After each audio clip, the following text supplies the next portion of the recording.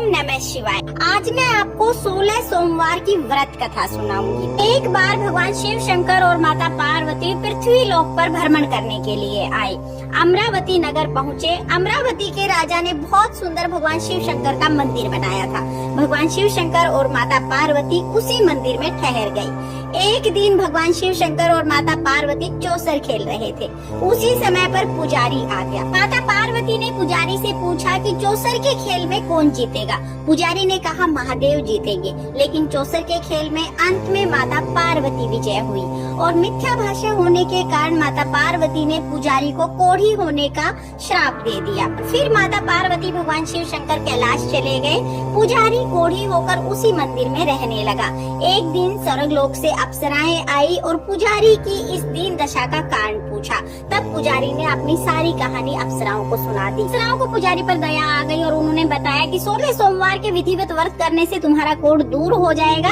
तब पुजारी ने विधि पूछी तो अप्सराओं ने बताया कि सोमवार के दिन प्रदोष काल में शाम के समय मिट्टी के शिवलिंग बनाकर उनका पूजन करें। लड्डू भगवान को चढ़ा के प्रसादी रूप में बांट दें, एक लड्डू स्वयं खाएं। इस तरह से पूरे 16 सोमवार तक व्रत करने के बाद 17वें सोमवार को उद्यापन कर दें।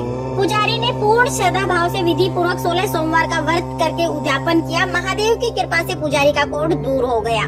कुछ समय बाद भगवान शिव शंकर माता पार्वती दोबारा उसी मंदिर में आए। कोढ़ी की निरोगी काया देखकर माता पार्वती ने पूछा कि तुम्हारा कोढ़ कैसे दूर हुआ। तब पुजारी ने बताया कि मैंने 16 सोमवार के व्रत किए, महादेव की कृपा से मेरा कोढ़ दूर हो गया। माता पार्वती ने आज्ञाकारी पुत्र की प्राप्ति के लिए 16 सोमवार के व्रत किए, जिसके परिणाम स्वरूप उन्हें कार्तिकेय की प्राप्ति हुई। बड़े होकर कार्तिकेय ने पूछा कि हे माता, आपने ऐसा कौन सा पुण्य कार्य किया था जिससे आपको मेरी प्राप्ति हुई। तो माता पार्वती ने 16 सोमवार के व्रत के बारे में बताया। कार्तिकेय जी ने भी 16 सोमवार के व्रत किए और फल स्वरूप उन्हें बिछड़ा हुआ मित्र मिल गया। उसने भी कारण पूछा और विवाह की इच्छा रखते हुए 16 सोमवार व्रत किए।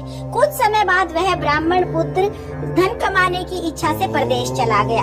वहाँ पर राजा की बेटी का स्वयंवर चल रहा था। स्वयंवर की शर्त थी कि हाथनी जिसके गले में भी वरमाला डालेगी उसी के साथ राजा की बेटी का विवाह हो जाएगा।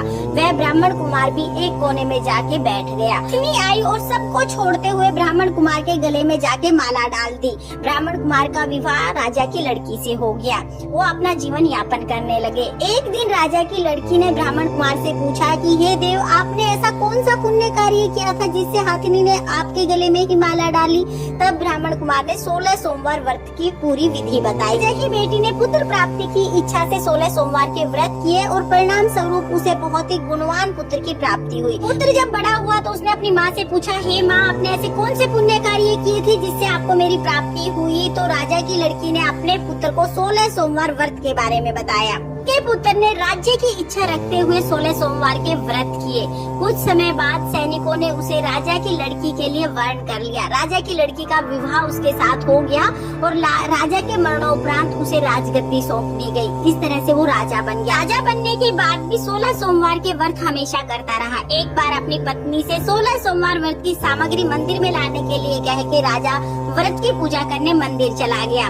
रानी ने अपनी दासियों के हाथ से सामग्री भिजवा दी। तभी आकाशवाणी हुई, हे राजन, आप इस रानी का परित्याग कर दें, नहीं तो आपका सब कुछ समाप्त हो जाएगा।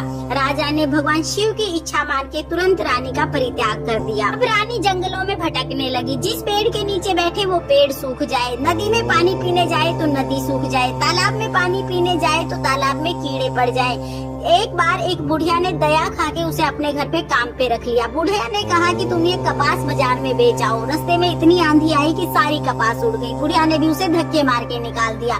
तेली के यहाँ गई तो तेली के सारे बर्तन चटक गए और सारा तेल बिखर गया। तेली ने भी उसे निकाल दिया। अब वो जहाँ भी जाए वहीं पे सब चीजों का नाश हो जाए। ये दशा देख के नगर के लोग उसे पकड़ के एक ऋषि के पास लेके गए। ऋषि ने कहा कि तुम मेरे आश्रम में रहो। वो आश्रम में रहने लगी, लेकिन जैसे ही किसी भी चीज को हाथ लगाए वही चीज वहीं पे खराब हो जाती, यानी चीज नष्ट हो जाती। ऋषि ने पूछा, हे बेटी, तुम्हें किस देव के अपमान का फल मिल रहा है। तब रानी ने बताया कि मैंने अपनी दासियों के हाथ से सारी सामग्री भिजवा दी, जिससे भगवान शिव शंकर का पूजन नहीं हो पाया। भगवान शिव शंकर के अपमान का अपराध मैं भोग रही हूँ। तब ऋषि ने कहा कि हे बेटी, तुम 16 सोमवार के व्रत करो। भगवान शिव शंकर तुम पे अति प्रसन्न हो गए और तुम्हारे सभी कष्टों का निवारण करेंगे। तब रानी ने 16 सोमवार के व्रत किए और 17वें सोमवार को उद्यापन किया। इधर राजा को सपने में महादेव दिखाई दिए और कहा कि हे राजन, आप अपनी पत्नी की खोज शुरू करो और पत्नी को शीघ्र अतिशीघ्र महल में लेके आओ। राजा ने सैनिकों को पत्नी की खोज के लिए भेज दिया। सैनिकों को जैसे ही रानी दिखाई दी, तुरंत वो ऋषि के पास गए और वहाँ पर राजा को बुला लिया। राजा ने सारी व्यथा सुनाई और कहा कि मैं अपनी रानी को वापस महादेव की कृपा से अपने महल लेके जाना चाहता हूँ। ऋषि ने हर्ष रानी को विदा कर दिया। रानी महल में आई और आकर रानी ने 16 सोमवार के व्रत किए। 16 सोमवार के व्रत करने के कारण राजा रानी जीवन के सभी सुखों को भोगकर अंत में शिवलोक को प्राप्त हुए। जो भी मनुष्य 16 सोमवार के विधिवत व्रत करता है, उसकी मनोकामना अवश्य पूर्ण होती है और अंत में शिवलोक को प्राप्त करता है। ये थी 16 सोमवार की व्रत